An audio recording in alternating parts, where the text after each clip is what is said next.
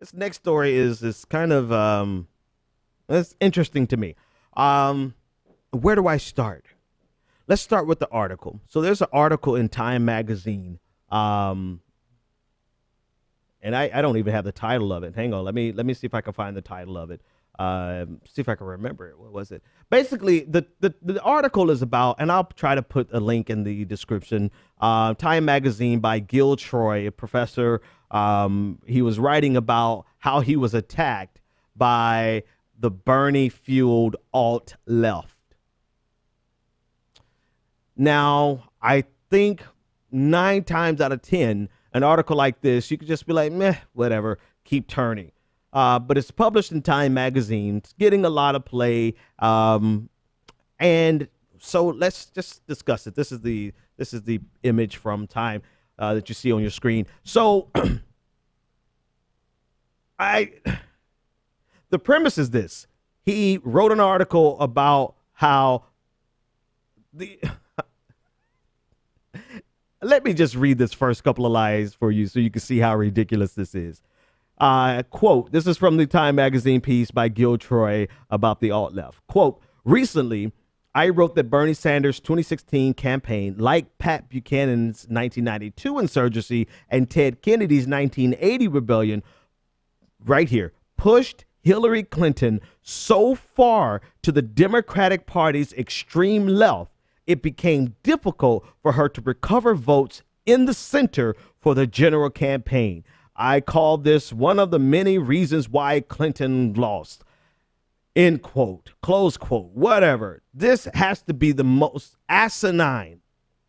Like, where are you a professor of? What are you a professor of? Because any objective observation of the general election, Hillary Clinton moved to the right to capture the disillusioned Republicans who were running away from Donald Trump.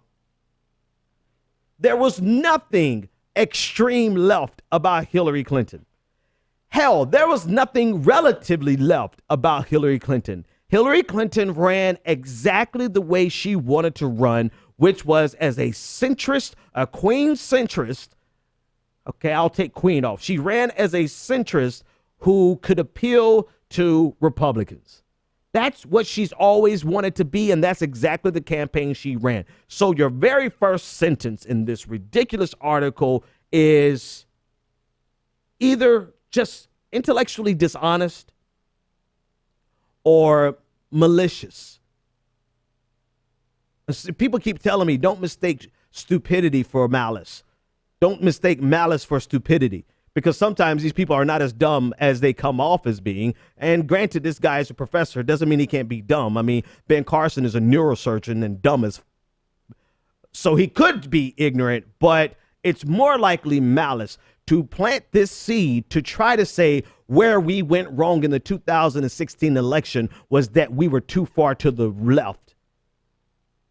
This is a technique to intentionally force us back or to contribute to the narrative of pushing the Democratic Party further to the right. So already I'm done with the article because I'm like, I see his intent in this very first sentence is to push the Democratic Party to the right with this lie, right? Not just a false narrative, but with a damn lie that Hillary Clinton, that Bernie Sanders pushed her so far to the left that she couldn't recover votes in the right. And that's why she lost. Send me your political analysis card, my friend. Put it away. Never talk again. Not on politics. All right, let's keep going because it actually gets worse.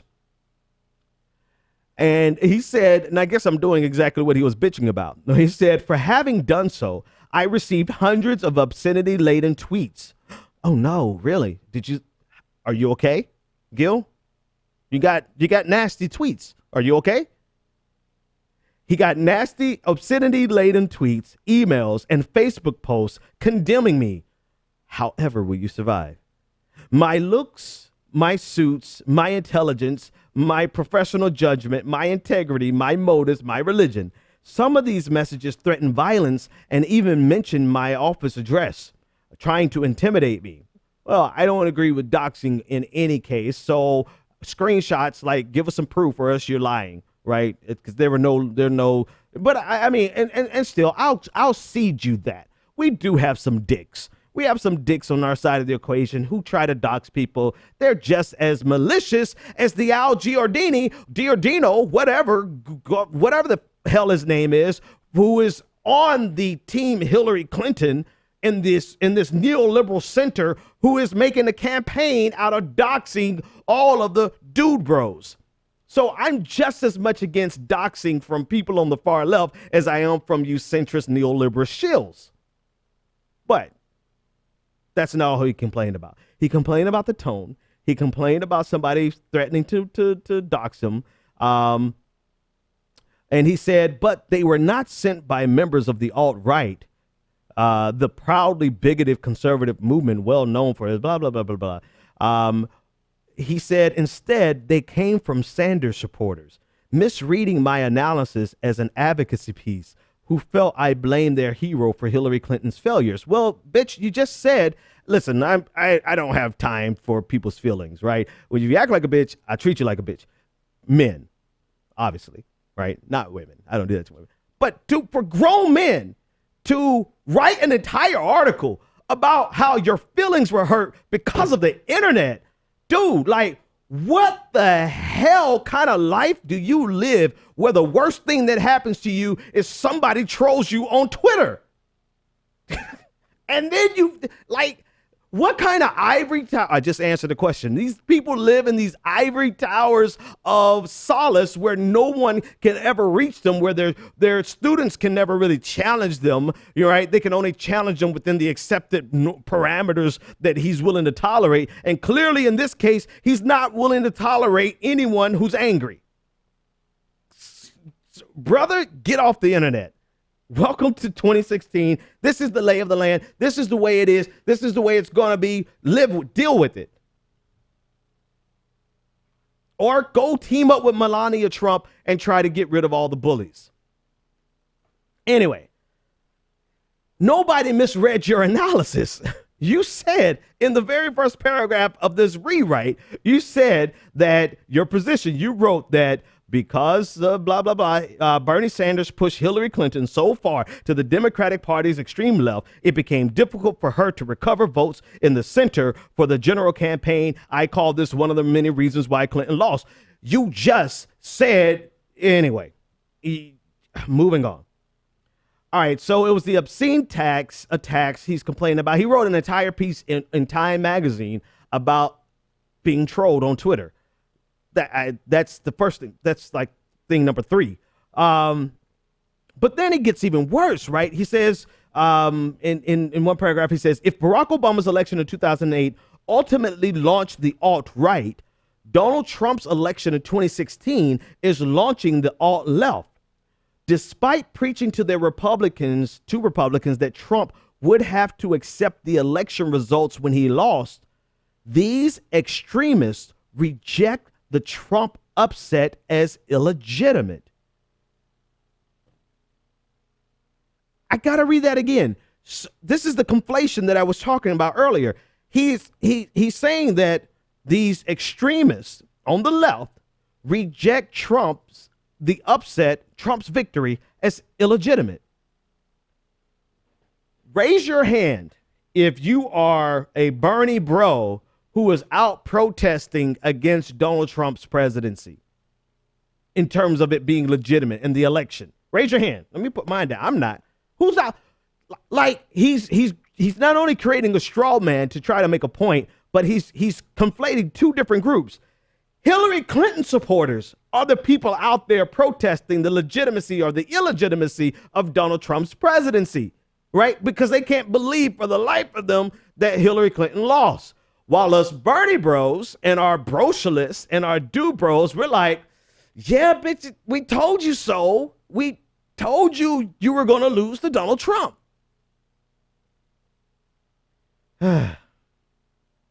But he had to get an article out. He had to get it into Time magazine. And so he had to make some type of cogent argument, even if that required straw men. Anyway, Let me keep reading. So these we're upset as no, no. All right. So Hillary Clinton, this is his article, quote, Hillary Clinton defined the alt-right as rejecting mainstream conservatism and stewing in prejudice and paranoia. Now resenting Trump's rise, these Bernie or bust or never Hillary followers reject mainstream liberalism.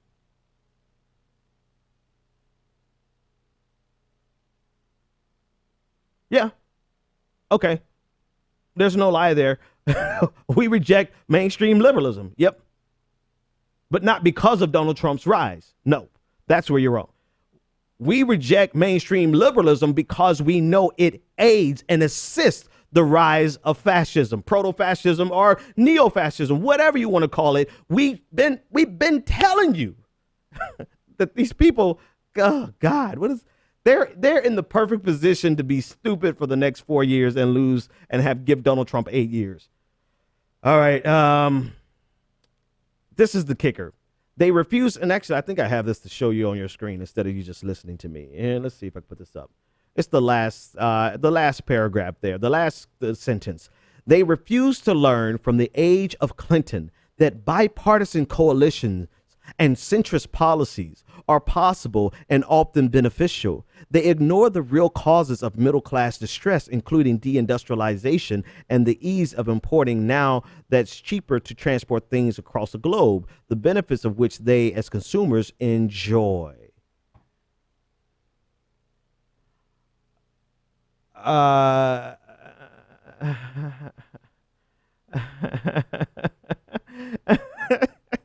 sorry. I'm like, does this guy even read leftist magazines or articles? Like, does he listen to anybody on the left? Or did Time Magazine and this university give this guy a platform just so he can pull bullshit out of his brain and not even, I mean, what the hell, man? You didn't even try with this. The number one thing we point out is the contribution of deindustrialization and globalization and the impact that it has had on the working class, not just the white working class, but working class in general. We've been pointing that out, saying that that was going to be the Achilles heel of this election. And sure damn enough, that's exactly what it was. But according to this wonderful man, he said that they ignore the real causes of middle class distress.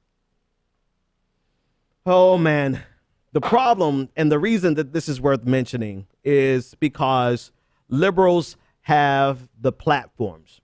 They have the largest platforms. Paul Krugman, New York Times, Charles Blow, New York Times, Chris Cillizza, Washington Post, this dude, Time Magazine, Gil Troy, Time Magazine. And you have the other one, a bunch of people. You have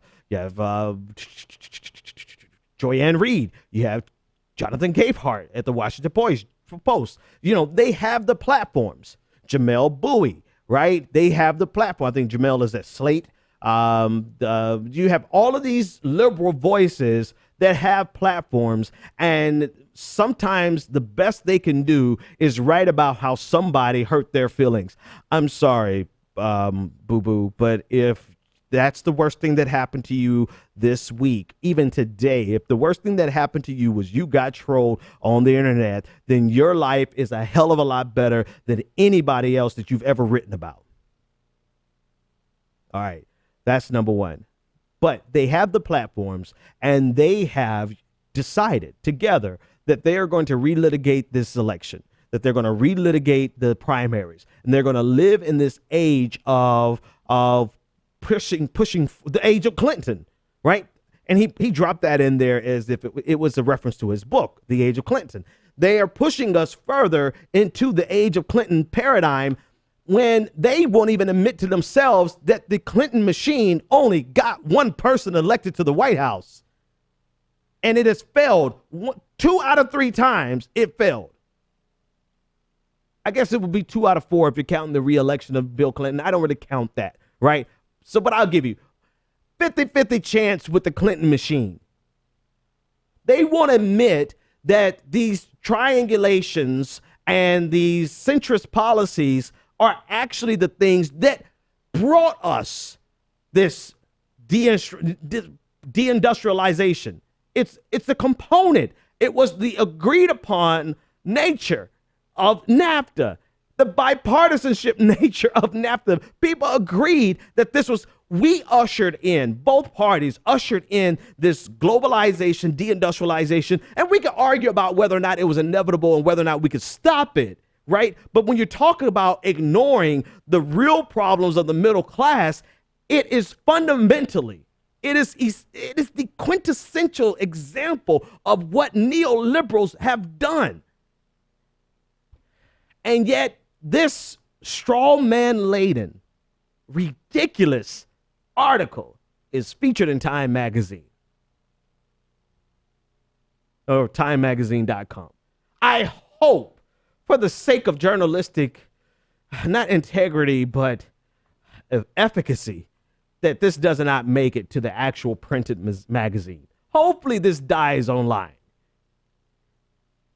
But the overall narrative that is being pushed by people like this, it is a full onslaught. They are doing everything they can to make the progressive movement cower and bow down. And most of us are saying, go to hell.